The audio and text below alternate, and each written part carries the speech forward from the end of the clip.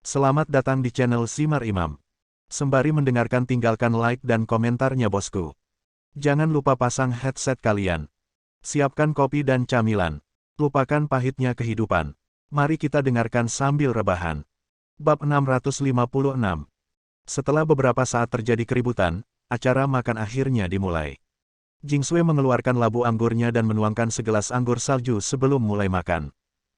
Dia mengunyah makanannya dengan hati-hati, sangat anggun, dan menutup telinga terhadap kebisingan di sekitarnya. Hanya setelah beberapa gigitan, saya benar-benar terkesan dengan lezatnya makanan di atas meja. Chen Feng memperkenalkan Jingsui kepada semua orang, dan Bai Lang mengetahui bahwa Chen Feng sebenarnya memiliki seorang kakak perempuan.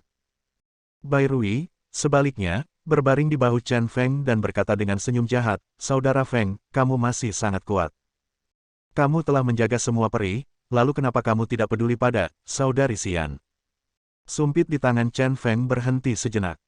Meski suaranya sangat pelan, kata-kata Bai Rui masih terdengar oleh Bai Lang. Wajah Bai Lang tiba-tiba berubah jelek dan dia menjatuhkan sumpitnya ke atas meja. Dia menatap Bai Rui dengan dingin dan berkata, "Dengar, tidak akan ada Bai Xian di keluarga Bai. Jika kamu berani menyebut dia lagi, keluarlah dari keluarga Bai." Teguran keras ini membuat Bai Rui aku mendekam di sana semua tiba-tiba, tidak berani berbicara. Meskipun dia biasanya berperilaku sembarangan, begitu Bai Lang benar-benar marah, dia tetap sangat takut. Chen Feng sedang makan dengan wajah tanpa ekspresi, dan dia memiliki temperamen yang sama dengan Jingsui di sebelahnya.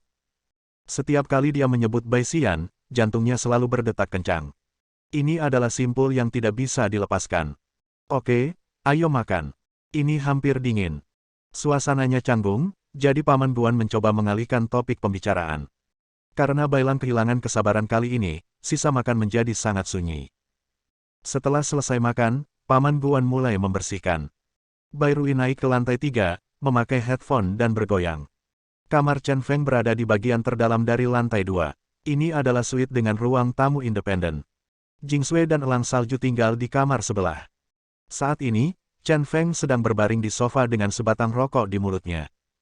Di seberangnya, Bai Lang duduk tegak, seperti bawahan yang melaporkan pekerjaan.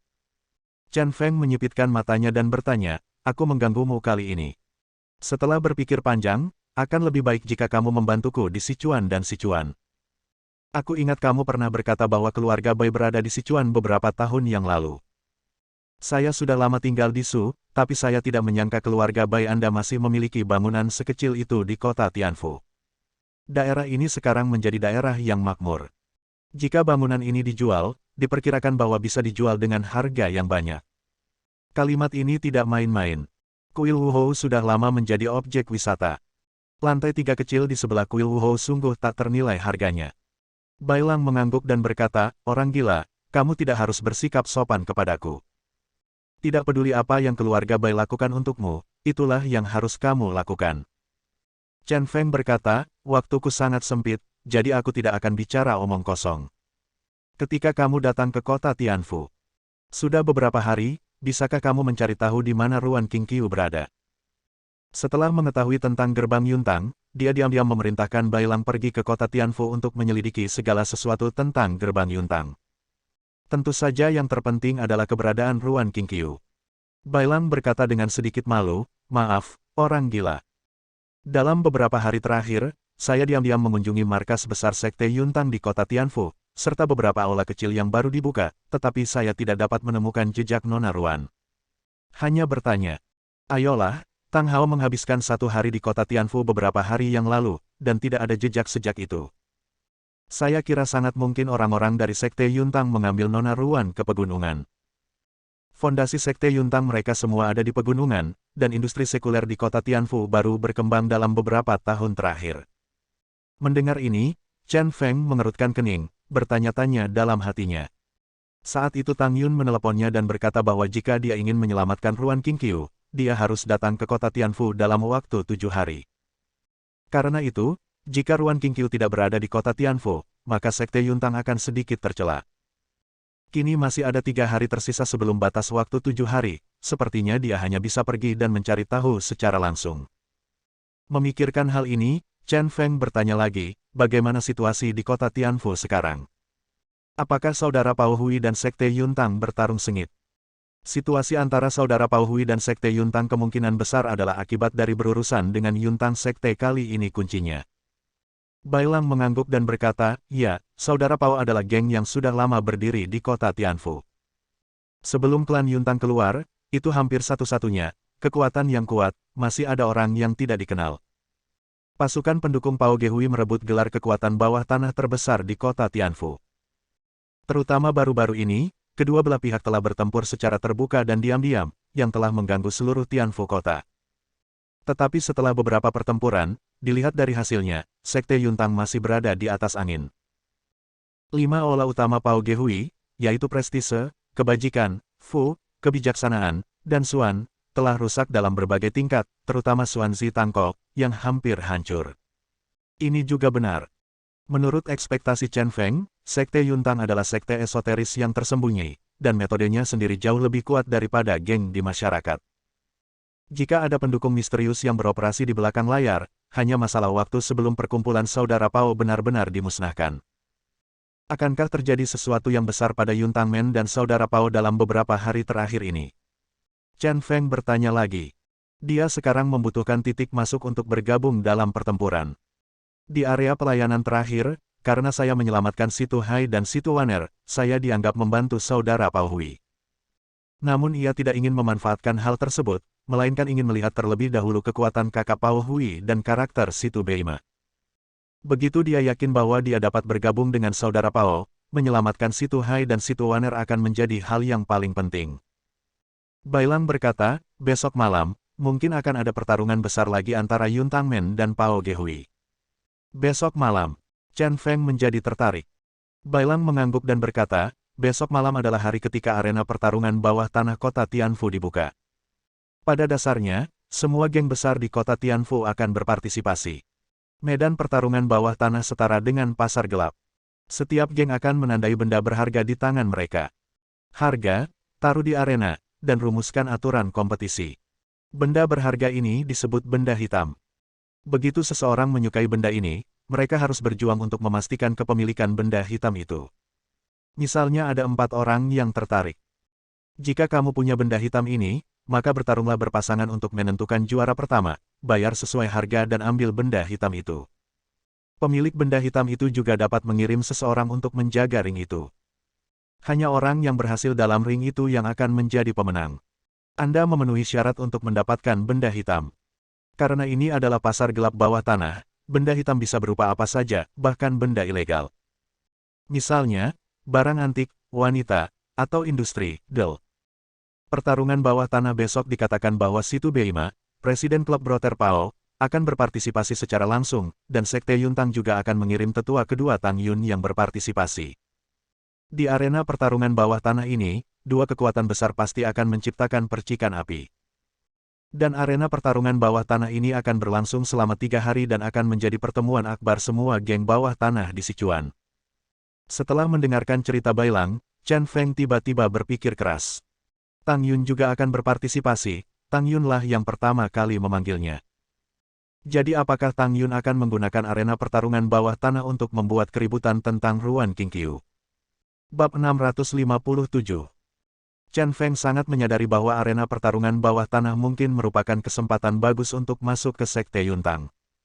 Dan dia selalu merasa bahwa masalah ini mungkin mengarah pada Ruan Qingqiu.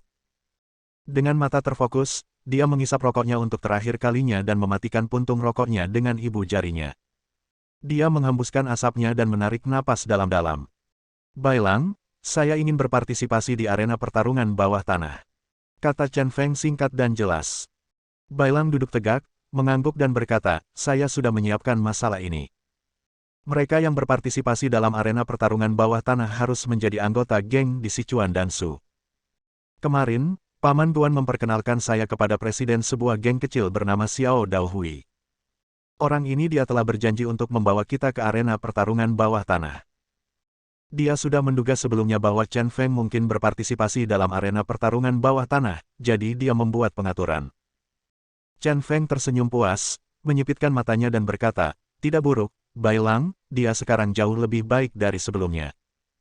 Bailang adalah orang yang tidak tersenyum, bahkan terkadang terlalu serius. Ini seperti Dayong. Namun kepala Bailang lebih lentur dan tidak kaku. Poin ini tidak ada bandingannya dengan Dayong. Menghadapi pujian tersebut, Bailang tidak bereaksi banyak. Karena di dalam hatinya, inilah yang harus dia lakukan. Dengan kata lain, merupakan kehormatan terbesarnya bisa membantu Chen Feng. Chen Feng duduk dan mengeluarkan sebungkus rokok Monkey King dari sakunya. Dengan jentikan tangan kanannya, salah satu dari mereka terbang ke mulutnya. Dia melirik Bailang sebelum menyalakan rokoknya. Setelah isapan pertama, dia melirik Bailang lagi. Dia tampak ragu-ragu, tapi akhirnya dia tidak bisa menahan diri untuk bertanya, apakah kamu melihat Bai Xian baru-baru ini? Kata-kata Bai Xian menyentuh Bailang dengan sangat sensitif. Dia mengangkat matanya, dan ada sedikit kemarahan di wajahnya. Adik perempuan yang dulu paling dia banggakan kini menjadi keberadaan yang paling dia benci. Menghadapi pertanyaan Chen Feng, dia menahan emosinya dan menjawab, saya pernah bertemu dengannya sekali, di rumah keluarga Chen. Mata Chen Feng bergerak sedikit, dan hatinya sakit. Rumah keluarga Chen, kata yang sangat menyayat hati. Bai Xian, nama yang menyayat hati.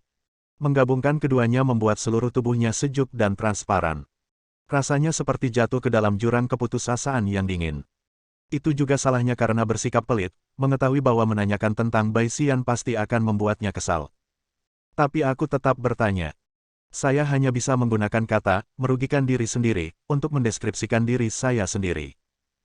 Orang gila, seperti yang aku katakan sebelumnya, selama kamu membuka mulut, aku akan membunuh Bai Xian sendiri tanpa mengedipkan mata. Bailang berkata dengan benar. Memiliki saudara perempuan ini adalah rasa malu terbesarnya sejauh ini.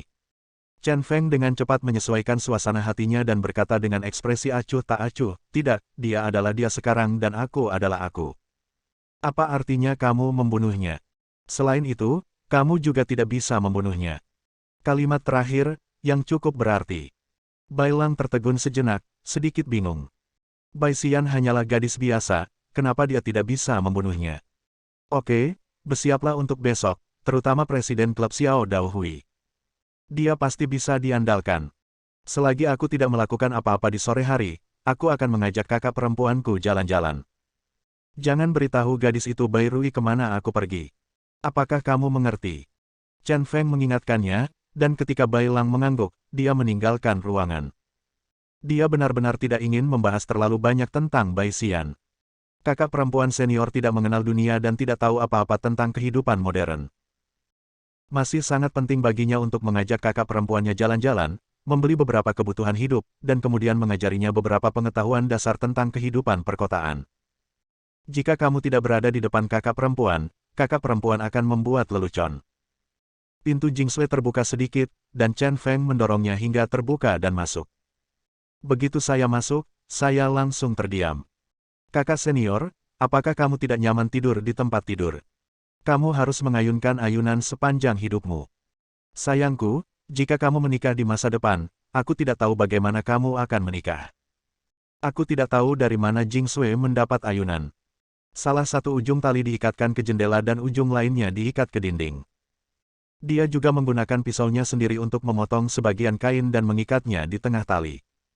Saya hampir membuat tali tidur mirip dengan yang ada di gua. Jingsui sama sekali tidak mengerti apapun tentang kamar pengantin, jadi dia hanya menjelaskan, aku tidak bisa tidur di tempat tidur, aku terbiasa tidur dengan tali. Dia baru saja selesai mengikat tali di jendela dan berbalik. Chen Feng kebetulan melihat Jingsui di depannya dan hampir mimisan. Dia mengalihkan pandangannya yang penuh dosa dan menemukan bahwa bra yang diberikan Zhang Xinyan kepada Jingsui terlempar ke tempat tidur. Kakak senior, mengapa kamu membuang gaun ini? Chen Feng berpura-pura menjadi seorang pria sejati dan menunjuk ke bra di tempat tidur tanpa melihat ke arah Jingsui. Sangat ketat, tidak nyaman. Jingsui menjawab dengan jujur. Chen Feng tiba-tiba memiliki ekspresi gelap di wajahnya. Namun meski begitu, menurut pengamatannya sambil melihat gunung dari kejauhan, Jingsui memang sedikit lebih besar dari Zhang Xinyan. Setelah Jingsui mengikat tali tidur sepenuhnya, Chen Feng membawanya diam-diam keluar dari gedung kecil dan datang ke pusat perbelanjaan besar. Jingsui melihat ke arah deretan item yang mempesona, dipenuhi dengan hal-hal baru. Dan Chen Feng membawanya untuk menyelesaikan perjalanan belanja pertama dalam kehidupan seorang wanita. Selain beberapa kebutuhan sehari-hari, Chen Feng membelikan Jingsui 3 set pakaian, dari dalam hingga luar. Mengenakan gaun putih panjang, Jing Sui langsung menjadi penuh keabadian, membuat bos wanita memuji kecantikannya. Dan Chen Feng tidak bisa menahan kegembiraannya karena rok yang dikenakan Jing Sui berbeda dengan rok panjang di puncak gunung. Gaun putih ini memperlihatkan bahunya yang seputih salju. Ditambah dengan sosok montok Jing Sui yang ditopang oleh bra, dia benar-benar orang tercantik di dunia. Setelah membeli pakaian dan meninggalkan mall, tingkat pengeluaran Jing Sui sangat tinggi. Meskipun Chen Feng berdiri di sampingnya, sebenarnya ada beberapa anak muda yang maju untuk meminta nomor telepon Jing Sui. Hal yang paling dilebih-lebihkan adalah apa yang disebut pencari bakat datang entah dari mana dan bersikeras menyeret Jing Sui untuk mengambil foto. Semua ini ditolak oleh Chen Feng. Ini masih terlalu dini untuk membiarkan Jing Sui beradaptasi dengan kehidupan perkotaan. Chen Feng membawanya ke Jinli yang terkenal di dekatnya dan memulai perjalanan berbelanja makanan. Jinli adalah jalan jajanan terkenal dengan banyak turis. Dan Chen Feng mengambil Jing Sui dan hampir memakan semua makanan lezat di dalamnya. Jeli sedih, 3 meriam, pancake daging sapi, ayam bobo. Meskipun Jing Sui kurus, dia sangat pandai makan. Undangan Chen Feng selalu diterima. Namun setelah menyantap begitu banyak makanan lezat, Jing Sui akhirnya terpesona dengan segudang manisan hao. Saat dia makan, dia menunjukkan senyuman terindahnya. Setelah berbelanja lama, saya siap untuk kembali. Chen Feng berada di toko perhiasan dan jatuh cinta dengan sekumpulan lonceng kecil, yang sangat kecil dan lucu. Setelah membayar uang, saya menoleh ke belakang, tetapi Jing Sui tidak terlihat. Dia tiba-tiba panik dan melihat sekeliling. Namun di persimpangan berikutnya, saya menemukan sosok cantik Jing Sui berdiri di bawah matahari terbenam. Tangan kanan putih halus Jing Sui hanya mengangkat 3 manisan hao yang tersisa. Berdiri di sana dalam keadaan linglung, angin bertiup, mengayunkan rambut panjang dan rok putihnya. Saat itu, pemandangan itu sungguh indah. Chen Feng tertegun sejenak sebelum mengikuti pandangan Jing Sui. Ternyata sepasang anak muda sedang mengambil foto pernikahan tak jauh dari situ. Jarang sekali memilih tempat yang bising untuk mengambil foto pernikahan. Pengantin pria sangat tampan dalam balutan jas, dan pengantin wanita anggun dalam gaun pengantin berwarna putih. Setiap berfoto, keduanya tenggelam dalam kebahagiaan, memperlihatkan senyuman yang lebih indah dari matahari terbenam. Jing Sui sangat tertarik dengan senyum bahagia kedua orang itu, dan emosi halus antara pria dan wanita itu membuat hatinya tergerak. Apa yang mereka lakukan? Ketika Chen Feng datang ke sisinya, dia tiba-tiba bertanya. Mereka adalah 2 orang yang saling mencintai dan akan menikah. Itu adalah hubungan yang paling diinginkan di dunia. Jawab Chen Feng. Menikah. Gumam Jing Sui. Kakak senior, bisakah kamu berhenti berlarian lain kali? Bagaimana jika aku tidak dapat menemukanmu? Tidak dapat menemukanku. Ya, kamu tidak familiar dengan tempat ini, jadi bagaimana kalau aku akan mengikat ini bel untukmu di tanganmu? Jika kamu tersesat bersamaku, goyangkan saja belnya, dan ketika aku mendengar suara bel, aku dapat menemukanmu dengan cepat. Ketika Chen Feng mengikatkan tali bel ke tangan kanan Jing Sui, ketika di atas. Jantung Jing Sui tiba-tiba terasa hangat dan jantungnya berdebar kencang. Itu adalah perasaan luar biasa yang belum pernah dia rasakan sebelumnya, dan itu membuatnya mendambakannya tanpa henti. Kemudian, dia menggoyangkan belnya dengan lembut. Dingel bel. Bel berbunyi, dan dia tersenyum lebar sehingga seluruh negeri terpesona. Bab 658. Sudah lewat jam 7 ketika kami kembali ke gedung kecil Bai. Begitu dia masuk, Bai Rui, yang terbaring di lantai 3, melompat ke atas dan berteriak, "Saudara gila, mengapa kamu tidak membawaku bersamamu ketika kamu keluar? Kamu membuatku sangat marah." Chen Feng tiba-tiba sakit kepala, jadi dia menarik Jing Sui dan buru-buru kembali. Tiba di kamar. Tapi tidak ada gunanya kembali ke kamar, Bai Rui mengejarnya dan mengeluh padanya. Setelah akhirnya mengeluh, Chen Feng terpaksa mendengarkan rap yang berisik itu selama setengah jam. Paman Guan menyiapkan makan malam, dan ada meja besar lainnya. Tapi Chen Feng dan Jing Sui hampir makan di Jinli dan bahkan tidak makan sedikit pun. Hal ini membuat Paman Guan sedikit sedih, karena mengira keahliannya telah menurun. Pada malam hari, ini adalah waktu istirahat yang jarang, tetapi Chen Feng disiksa sampai mati oleh tetangganya. Setelah beberapa saat, asap keluar dari kamar Jing Sui, mengejutkan semua orang. Ketika dia masuk, dia menemukan Jing Sui telah mengumpulkan kayu bakar di halaman dan sedang memanaskan air panas untuk mandi di kamar. Setelah Chen Feng menyalakan air panas di ketel yang terpasang di dinding sebentar, Jing Sui menemukan sepotong kayu dan menamparnya di balkon untuk mencuci pakaian. Setelah Chen Feng mendengar ini, dia melemparkan pakaian Jing Sui ke dalam mesin cuci. Dalam suatu malam, Chen Feng mengajari Jing Sui cara menggunakan pengering rambut untuk mengeringkan rambutnya, mengajari Jing Sui cara jongkok di toilet, dan seterusnya. Akhirnya, dua orang yang bertetangga tinggal serumah. Dan elang salju. Jing Sui berbaring di tali, mendengarkan Chen Feng, sang guru, menceritakan segalanya tentang kota. Dia berbicara tentang mobil, kereta api, pesawat, kereta bawah tanah, dan segala jenis transportasi. Dia berbicara tentang pergi ke sekolah dan pergi bekerja. Beliau berbicara tentang peran uang yang dapat membeli banyak hal. Lalu kami berbicara tentang pria dan wanita. Terutama perbedaan antara laki-laki dan perempuan, serta memberi dan menerima dan tidak mesra. Terakhir, mari kita bicara tentang cinta. Mengapa pria dan wanita menikah? Jing Sui tiba-tiba bertanya. Dalam benakku, pasangan yang mengambil foto pernikahan muncul kembali. Dia tidak tahu kenapa, tapi dia selalu merasa pemandangan seperti itu sangat diinginkan. Chen Feng sudah sedikit mengantuk dan berkata dengan bingung, karena mereka saling mencintai lebih dari hidup mereka sendiri. Karena mereka ingin menciptakan sebuah keluarga, memiliki anak bersama, dan kemudian menjalani kehidupan bahagia dalam kebahagiaan keluarga. Jing Sui sepertinya mengerti, tapi bel di pergelangan tangan kanannya berbunyi secara tidak sengaja. Ketika dia bangun pagi-pagi keesokan harinya, Chen Feng mengajari Jing Sui cara menyikat giginya.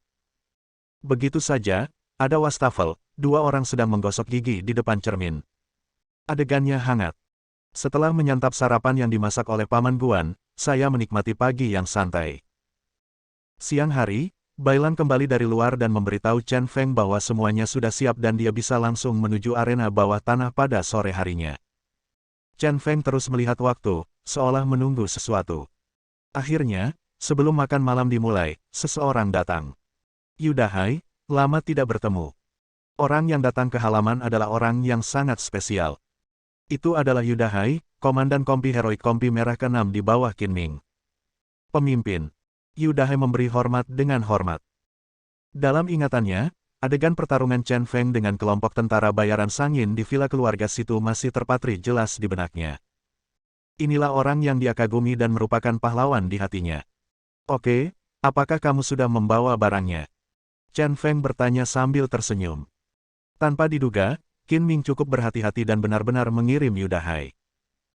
Yudahai mengangguk, mengeluarkan sebuah kotak dan menyerahkannya kepada Chen Feng dan berkata, Tuan Qin meminta saya untuk mengirimkannya. Saya telah memegangnya di tangan saya untuk memastikan semuanya aman dan sehat. Bagus. Chen Feng baru saja mengangkat kotak itu. Dia melihat ke arah Yudahai dan buru-buru menarik Yudahai dan berkata, ayo pergi, ini baru waktu makan siang. Ini perjalanan yang sulit. Ayo pergi setelah makan malam. Yudahai tidak bisa, saya tidak keras kepala dan hanya bisa mengikuti Chen Feng untuk makan siang. Setelah makan siang, Yudahai berangkat kembali ke Qinxi.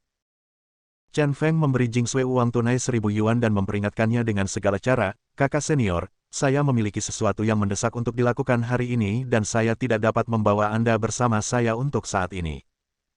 Anda dapat tinggal di rumah atau berjalan-jalan di sekitar pintu untuk menghilangkan kebosananmu.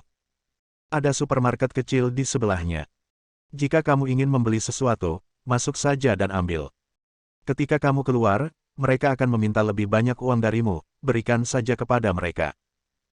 Arena pertarungan bawah tanah adalah kesempatan untuk memasuki Sekte Yuntang, tetapi situasinya tidak jelas dan Anda harus bertindak sesuai dengan keadaan.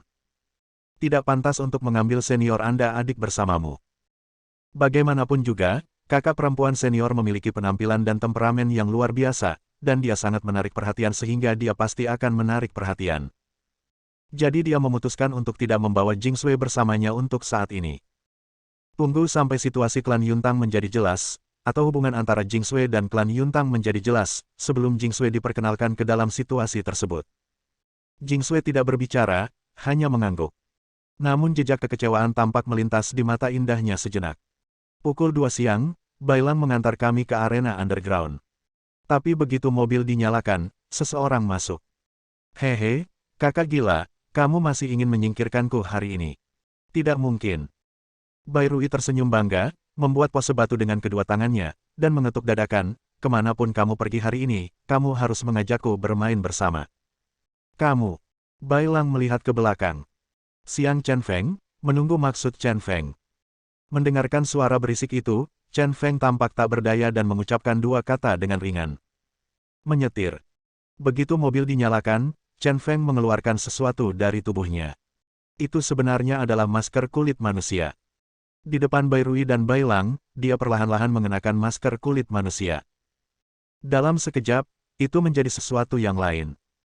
Mata Bai Rui segera melebar, dia berbaring di wajah Chen Feng, melihat ke kiri dan ke kanan, dan berkata sambil tersenyum, "Saudara gila, apa yang kamu lakukan?" Bai Lang melirik Chen Feng di kaca spion, tetapi tidak berkata apa-apa. Chen Feng terbatuk dan dengan sengaja membuat suaranya lebih keras sebelum berkata, "Kalian berdua, ingat, mulai sekarang, namaku Bai Jie, dan aku kakak tertuamu." Masker kulit manusia inilah yang dia pesan, pada Qiao An. Biarkan gadis fantasi Liu Xi, yang dikurung di wilayah militer, buru-buru melakukannya dalam semalam. Dan meminta Qin Ming mengirim seseorang untuk terbang hari ini. Dengan masker kulit manusia ini, dia bisa menyembunyikan dirinya saat pertama kali bersentuhan dengan Tang Yun dan Situ Beima. Mobil melaju selama 40 menit dan tiba di sebuah klub swasta di pinggiran kota. Pintu clubhouse berada jauh di dalam bambu, dan tidak ada nomor pintunya. Hanya ada 8 pengawal berpakaian hitam yang memakai headphone, yang membiarkan orang masuk satu persatu sesuai undangan geng. Bai Lang memarkir mobilnya di halaman parkir pinggiran, dan sekelompok orang turun dari Mercedes-Benz di sebelahnya. Pemimpinnya, dengan kepala lancip dan mata kecil, berjalan mendekat dengan tubuh berayun dan tertawa keras, "Saudara Bai Lang, kita bertemu lagi." Bai Lang buru-buru memperkenalkan kepada Chen Feng, "Saudaraku, ini dari klub Xiao Dao. Presiden, Tuan Hu Xiao, dikenal sebagai saudara Haha. Presiden Hu, ini adalah kakak laki-laki tertua saya Bai Jie, dan yang di sana adalah saudara perempuan saya Bai Rui." Chen Feng menyipitkan matanya dan tersenyum, berjabat tangan dengan Hu Xiao dan berkata, "Saya akan merepotkan pemimpin Hu kali ini, karena dalam beberapa hari terakhir, kami telah menjadi anggota sementara klub Xiao Dao." Hu Xiao ini benar-benar sesuai dengan namanya dan terus tertawa. Tapi dilihat dari rantai emas di leher orang lain, dia seharusnya menjadi pemilik tanah. Bai Rui meniup permen karet karena bosan. Hu Xiao tertawa dan berkata, "Sama-sama, saya telah berbuat salah padamu beberapa hari terakhir ini, ayo masuk, masuk dan lihat." Bab 659. Dengan undangan dari klub Xiao Dao, kelompok tersebut memasuki arena pertarungan bawah tanah dengan lancar. Dari luar, clubhouse ini terlihat tidak mengesankan dan tidak bocor. Setelah masuk, ini benar-benar dunia besar yang tersembunyi. Begitu Anda memasuki pintu, Anda akan melihat halaman klasik yang luas. Terdapat bebatuan berjatuhan dan air mengalir di tengahnya, paving batu putih di kedua sisinya, dan bambu hijau sebagai pemandu yang mengantarkan para tamu menuju sebuah aula. Sudah banyak orang di aula saat ini. Bos dari berbagai geng semuanya berbasa-basi. Di antara mereka, seorang wanita dengan senyum yang sangat menawan, mengenakan rok mini ketat berwarna merah dan sepatu hak tinggi 10 cm, berjalan melewati kerumunan dan menyapa berbagai bos. Wanita ini sungguh unik, sangat montok, dengan bokong yang gagah dan puncak yang tegak. Keseluruhan pribadinya sangat menawan bagi pria, terutama sepasang matanya, yang panjang dan sempit seperti rubah, memancarkan cahaya listrik yang menggoda sepanjang waktu. Namun yang mengejutkan Chen Feng adalah ketika wanita seperti itu menghadapi semua bos, para bos ini tidak berperilaku terlalu banyak. Bahkan matanya sangat tertahan. Ini tidak masuk akal. Bos-bos ini pada dasarnya adalah gangster, siapa yang tidak rakus akan uang dan nafsu. Hanya ada satu kemungkinan untuk menjadi begitu terkendali di hadapan makhluk cantik. Identitas wanita ini pasti luar biasa. Kebetulan wanita itu baru saja selesai menyapa bosnya dan kebetulan melihat Hu Xiao. Segera memutar tubuhnya yang sangat menggoda, dia berjalan mendekat dengan wajah bahagia. Tiba-tiba, aroma parfum yang menyengat memenuhi separuh ruangan. "Kak Haha, lama tidak bertemu." Suara wanita itu penuh pesona menawan. Hu Xiao tertawa dan berkata, "Halo, Tuan Rongyan, saya sudah lama tidak bertemu denganmu, tapi kamu masih sangat cantik." Chen Feng juga sedikit terkejut saat mendengar sapaan Hu Xiao kepadanya. Wanita ini sebenarnya adalah pemilik arena pertarungan bawah tanah. Pantas saja dia menyapa semua tamu seperti tuan rumah. Kakak Haha masih pandai berbicara. Rongyan tersenyum manis, menatap Chen Feng dan yang lainnya dengan mata menawan, lalu berkata, anak buah kakak Haha terlihat luar biasa. Masih ada lebih dari 2 jam di arena pertarungan bawah tanah. Awalnya kalau kakak Haha bosan, kamu bisa bermain golf dengan saudara-saudaramu, atau pergi ke kasino di depan untuk bersantai. Chen Feng diam-diam kagum bahwa lapangan golf tersembunyi di dalam klub, sungguh mewah. Baiklah, Tuan Rongyan, Anda sibuk. Hu Xiao juga sangat sopan kepada Rongyan, dan memimpin Chen Feng dan yang lainnya ke aula. Ketika Chen Feng melewati Rongyan, dia melirik ke samping dan tidak bisa menahan nafas. Bagian belakang pantatnya tegak banget, kalau dilihat dari belakang pasti tak berdasar. Sepanjang jalan, Hu Xiao menyapa banyak bos. Chen Feng memanfaatkan celah tersebut dan bertanya kepada Hu Xiao, Presiden Hu, apakah Nona Rongyan adalah pemilik lingkaran pertempuran bawah tanah? Dia seorang wanita, dan dia memiliki latar belakang yang begitu besar. Ini masih mengejutkannya sedikit. Hu Xiao tersenyum dan berkata dengan sangat serius, Saudara Bai Jie, kamu tidak tahu sesuatu. Dengan penampilan dan sosok pemilik Rongyan, berapa banyak pria di Sichuan yang ingin tidur dengannya, tetapi begitu banyak bos geng, mereka semua ingin tidur dengannya, akan menyimpan pikiran ini di perutku dan tidak berani meludahkannya. Singkatnya, kekuatan di balik pemilik peternakan Rongyan sangat menakutkan. Tak seorang pun di seluruh Sichuan dan Su bisa menyinggung perasaannya. Jangan bicara tentang kami. Jadi bagaimana dengan geng-geng kecil dan menengah ini, bahkan persekutuan Pao Ge dan klan Yuntang yang berada di puncak kekuasaan mereka dalam beberapa tahun terakhir? Kita hanya bisa memiliki sangat menghormati pemilik Rongyan. Singkatnya, latar belakang Nona Rongyan dapat mendukung kelompok terbesar di Sichuan dan Sichuan. Setelah mendengar apa yang dikatakan Hu Xiao, Chen Feng juga menjadi sangat tertarik pada wanita menawan ini. Tentu saja, minat adalah kepentingan identitas, bukan kepentingan fisik. Masih ada waktu lebih dari 2 jam sebelum pertunjukan dimulai, Hu Xiao juga suka berjudi, jadi dia datang ke kasino. Sebagai adik laki-laki Hu Xiao, Chen Feng, Bai Lang, dan Bai Rui tentu saja tidak punya pilihan selain mengikuti Hu Xiao. Chen Feng merasa bosan dan sesekali melirik permainan judi tersebut. Keterampilan berjudi Hu Xiao rata-rata, tetapi dia beruntung, dia memenangkan ratusan ribu dalam waktu lebih dari 1 jam. Meja pejantan ini hampir dikelilingi oleh gemuruh tawa. Hei, kakak Haha, kamu beruntung. Pada saat ini, seorang pria botak memeluk seorang wanita cantik berpakaian minim dan duduk di hadapan Hu Xiao. Melihat orang itu datang, wajah Hu Xiao tiba-tiba menjadi jelek, dan dia berkata dengan acuh tak acuh, ternyata itu saudara Titu. Apa? Kamu ingin memainkan 2 permainan juga? Titu menyentuh tubuh si cantik dengan satu tangan, dan menyentuh dirinya sendiri dengan yang lain. Dia menyentuh bagian atas kepalanya yang botak dan berkata dengan wajah cerah, kamu juga bisa bermain dengan kakak Haha. Aku sangat beruntung akhir-akhir ini.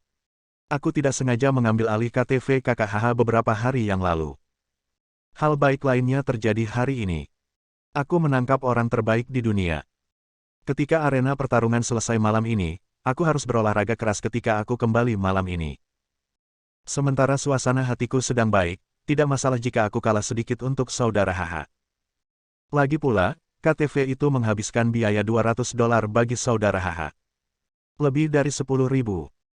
Hu Xiao segera kehilangan senyumnya dan berkata dengan sangat tidak senang, Titu, jangan berpikir bahwa kamu bisa melanggar hukum dengan mengikuti Yuntang Sekte. Anda telah merampok tempat saya.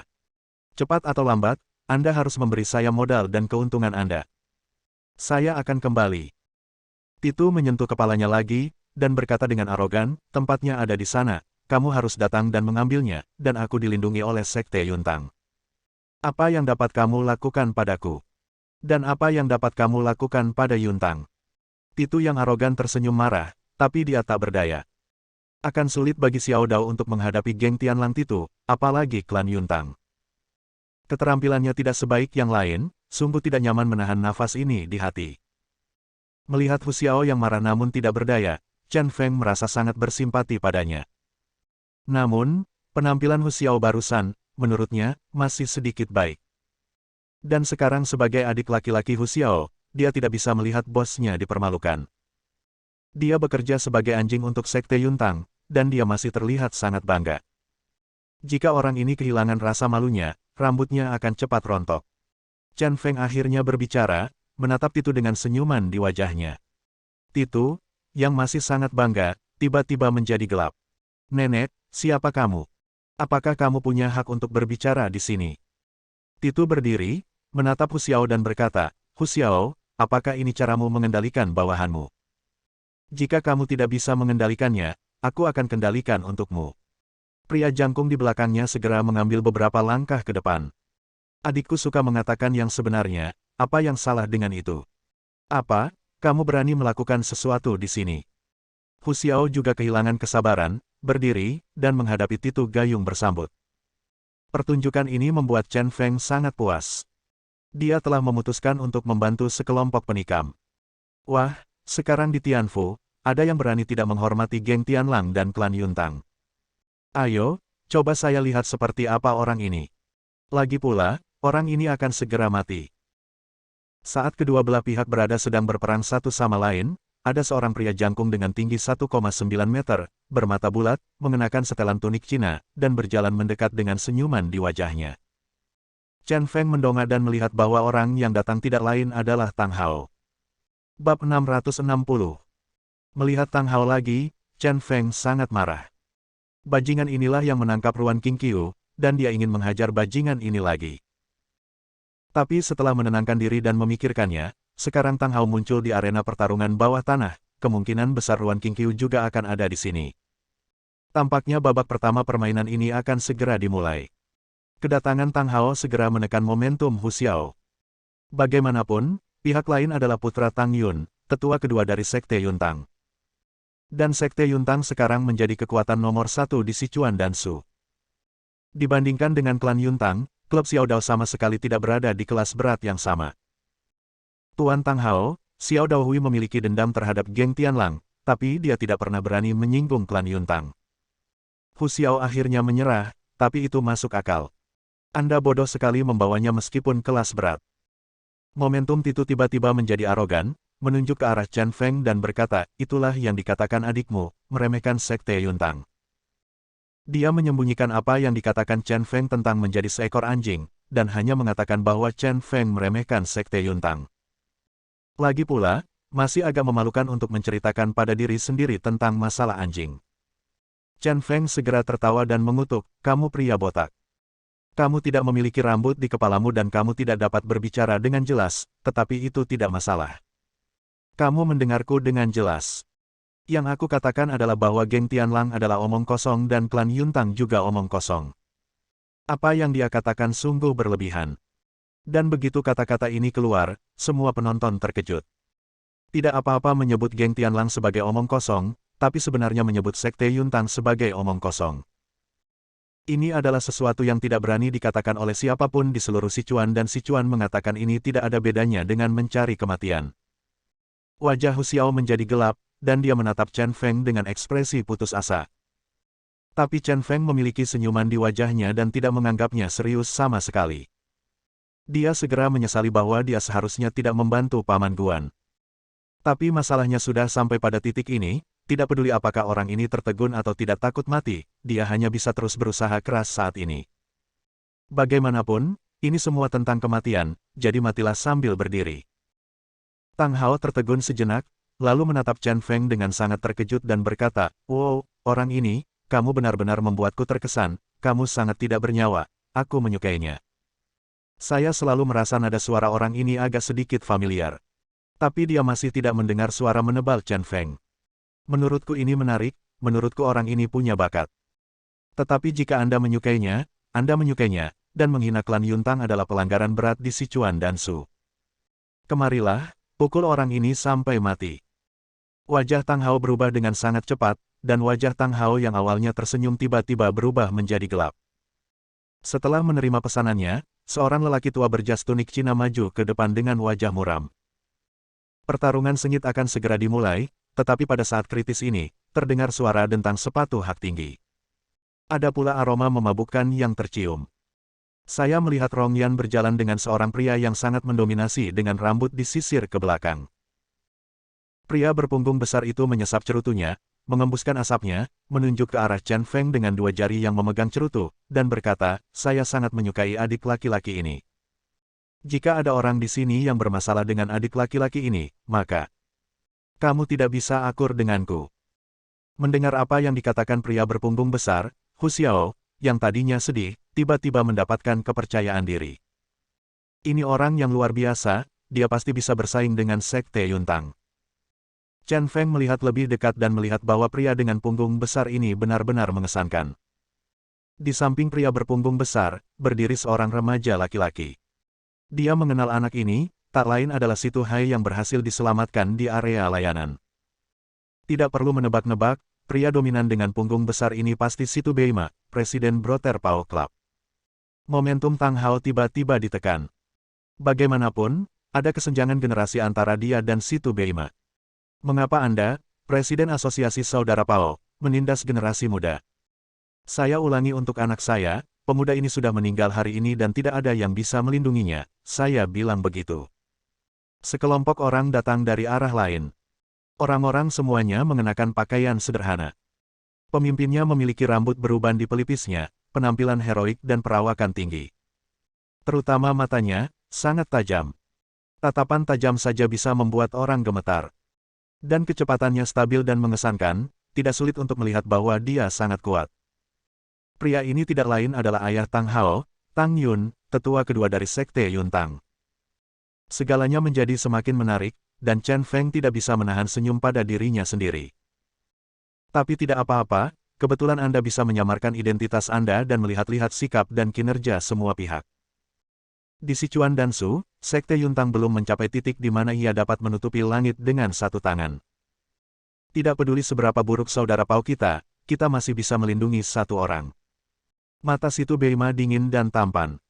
Setelah melihat Tang Yun, dia menolak menyerah. Jika kamu menyerah sekarang, itu akan memalukan bagi saudara Pao. Setelah mendengar ini, orang-orang di belakangnya mengibaskan jubah mereka dengan sikap yang mengesankan. Melihat ini, Tang Yun tidak bisa menahan diri untuk tidak mencibir, kalau begitu saya ingin melihat apakah Anda, saudara Pao, dapat memblokir senjata tersembunyi Sekte Yuntang kami. Orang-orang di Sekte Yuntang di belakangnya juga mengambil langkah maju, dan beberapa di antaranya mereka sudah mengeluarkan senjatanya. Senjata tersembunyi yang sangat mematikan. Tahukah Anda, senjata tersembunyi dari Sekte Yuntang adalah keberadaan menakutkan yang ditakuti semua orang. Itu juga karena mengandalkan satu hal sehingga Sekte Yuntang tidak terkalahkan. Suasana menjadi semakin mencekam dan dipenuhi niat membunuh yang kuat. Jika kita melangkah lebih jauh, mungkin akan terjadi pertarungan sengit. Ada lapisan keringat dingin di dahi Hu Xiao. Dia benar-benar tidak menyangka bahwa keluhan terhadap Titu akan meningkat menjadi keluhan antara saudara Pao Hui dan Yuntang Men. Jika kedua keluarga ini bertarung sengit, ombaknya cukup untuk menenggelamkan pisau kecil mereka. Chen Feng melihat ke kiri dan ke kanan, dan ketegangan antara kedua belah pihak hampir membuatnya tertawa. Pertunjukan ini sangat bagus, yang saya perlukan hanyalah memindahkan bangku dan membeli sekantong popcorn. Oke, Presiden Situ dan Penatua Tang Yun, ini adalah arena pertarungan bawah tanah. Jika kita bertarung di sini, apakah kita tidak memberi saya wajah? Rong Yan memutar tubuh anggunnya dan akhirnya berjalan keluar. Sekarang, dialah satu-satunya yang bisa memuluskan segalanya. Matanya yang menawan menatap Chen Feng untuk waktu yang lama, tetapi dia tidak dapat memahami pikiran pria itu. Seseorang memprovokasi perkelahian antara dua kelompok kekuatan terbesar di Sichuan dan Sichuan, namun dia tetap tenang dan tersenyum setiap saat, sungguh tidak dapat diprediksi. Rong Yan membuka mulutnya dan bisa merasakan suasana tegangnya berkurang lebih dari setengahnya. Tang Yun berkata sambil tersenyum, wajah Tuan Rong Yan harus diberikan. Lalu aku akan menunggu anak ini meninggalkan arena pertarungan bawah tanah dan kemudian membunuhnya. Aku tidak akan pernah mengotori tempat Tuan Rong Yan. Si Tu Beima mengembuskan cerutunya, mengembuskan asapnya, lalu menunjuk ke arah Hu dan berkata sambil tersenyum, Presiden Hu, saya akan menjagamu mulai sekarang. Arena bawah tanah berakhir malam ini. Anda ikut dengan saya. Saya ingin melihat apa yang akan terjadi padamu. Mendengar kata-kata Si Tu Beima, keringat dingin Hu Xiao langsung menghilang. Jika saudara Pao bisa menjadi pendukungnya, tidak perlu terlalu takut pada klan Yuntang. Bagaimana kamu pergi berperang adalah urusanmu.